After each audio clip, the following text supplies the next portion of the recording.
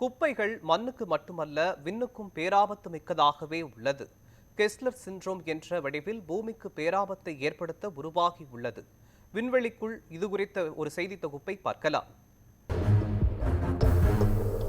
அடைக்கப்படும் விண்வெளி கதவுகள், அபாய எச்சரிக்கை விடும் கெஸ்லர் சிண்ட்ரோம்,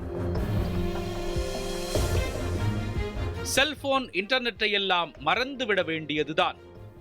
பூமியை சுற்றி 2000 கிலோமீட்டருக்கு கீழே உள்ள விண்வெளியின் சுற்றுப்பாதைகளை உள்ளடக்கியதுதான் லோ எர்த் ஆர்பிட். சர்வதேச விண்வெளி நிலையம் மற்றும் ஆயிரக்கணக்கான செயற்கைக்கோள்களின் தாயகமாக இருக்கும் இந்த லோ எர்த் ஆர்பிட் ஆனது தற்போது அதிகரிக்கும் விண்வெளி குப்பைகள் மற்றும் செயலிழந்த விண்கலங்கள் நிறைந்த அபாயகரமான களமாக மாறி வருகிறது.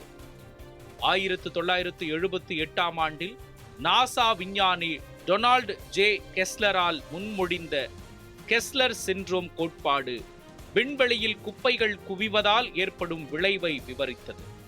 அப்போது கற்பனையாக பார்க்கப்பட்ட விஷயம்தான் தற்பொழுது விண்வெளி மற்றும் பூமியை அச்சுறுத்தும் பெரும் பூதமாக உருவெடுத்துள்ளது. விண்வெளியில் செயற்கைக்கோள்கள் ஒன்றோடு ஒன்று மோதி உண்டாகும் குப்பைகள் மற்றும் விண்வெளிக்கு அனுப்பப்பட்ட ராக்கெட்டுகள் வெடித்து துண்டுகளாக சிதறி உருவாகும் பல்லாயிரக்கணக்கான குப்பைகள் விண்வெளியின் பாதையை நெரிசல் மிகுந்த ஒன்றாக மாற்றியுள்ளது.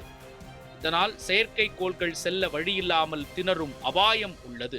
விண்வெளியில்தானே பிரச்சனை, நமக்கு என்ன என அலட்சியமாக இருக்கும் மனிதர்களை அச்சமூட்டும் அளவிற்கு விண்வெளி ஆராய்ச்சியாளர்கள் தகவல் ஒன்றை தெரிவித்துள்ளனர். விண்வெளியில் அதிகரிக்கும் குப்பைகளானது நம்மை ஆட அசைய விடாமல் செக் வைக்கும்.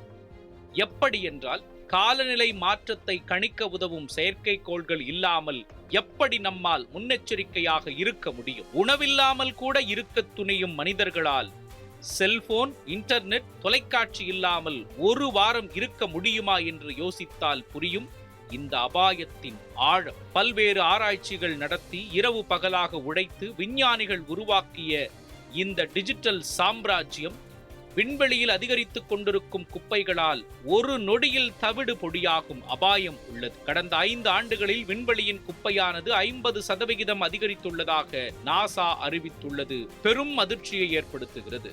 லியோ என்றழைக்கப்படும் லோ எர்த் ஆர்பிட் பாதையில் இருக்கும் வெடித்த ராக்கெட் பாகங்கள், செயற்கைக்கோள்கள் ஒன்றோடு ஒன்று மோதி உருவாகும் துண்டுகளாகிய அனைத்தையும் நீக்க வேண்டும். அப்படி இல்லை என்றால் அதிகரிக்கும் குப்பைகளால் விண்வெளிக்கு செல்ல பாதையே இல்லாமல் ஒன்று அங்கேயே வெடித்து சிதறும், இல்லையெனில் திசை மாறும் அபாயமும் உண்டாகும். நியூஸ் 7 தமிழ் செய்திகளுக்காக மயூரி தர்ஷினி காந்தி.